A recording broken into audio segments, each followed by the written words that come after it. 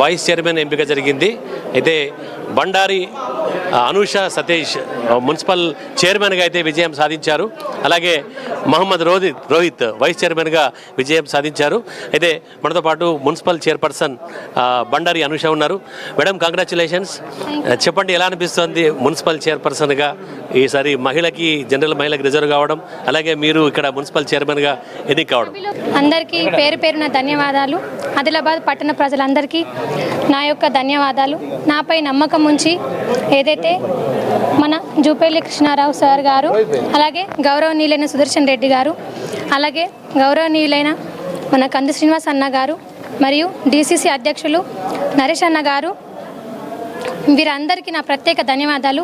అలాగే ముఖ్యంగా మన మాజీ ముఖ్యమంత్రి వర్యులైన జోగురామన్న గారు, అలాగే ఎంఐఎం అభ్యర్థి నజీర్ అన్నయ్య వాళ్ళకు, ప్రతి ఒక్కరికి ప్రతి పార్టీ నుంచి నాకు బీఆర్ఎస్ కానీ, తర్వాత ఎంఐఎం కానీ, ఇండిపెండెంట్ వాళ్ళు కానీ, కాంగ్రెస్ వాళ్ళు కానీ ప్రతి ఒక్కరూ నాకు సపోర్ట్ చేసి నాకు ఈ అవకాశం కల్పించిండ్రు.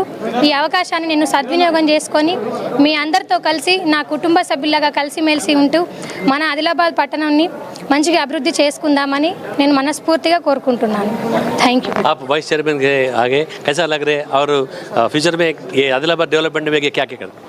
मैं पहले तो मेरे अल्लाह का शुक्र अदा करता हूँ और उसके बाद मेरे क़ायद बैरिस्टर असदुद्दीन अवीसी साहब का, जनाब अकबरुद्दीन अवीसी साहब का, जनाब जाफ़र हुसैन मेहरा साहब का और मेरे आदिलाबाद के सदर जनाब नज़ीर अहमद साहब का शुक्रिया अदा करता हूँ और तमाम पार्टी के लोग जो मुझे सपोर्ट करे, तमाम लोगों का शुक्रिया अदा करता हूँ मैं।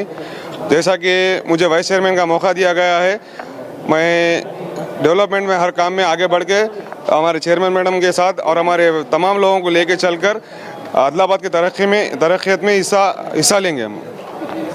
అది ఆదిలాబాద్ డెవలప్మెంట్ కోసం తాము ఖచ్చితంగా కృషి చేస్తామని, కష్టపడతామని చెప్పేసి కొత్తగా ఎన్నికైనటువంటి యొక్క మున్సిపల్ చైర్పర్సన్ అలాగే వైస్ చైర్మన్ చెప్తున్నారు. కెమెరా పర్సన్ మహేందర్తో Satyanarayana, ANN news, Adilabad municipal corporation నుంచి. Adilabad municipal chairperson vice chairman ఎన్నిక కొద్దిసేపటి క్రితమే పూర్తయింది.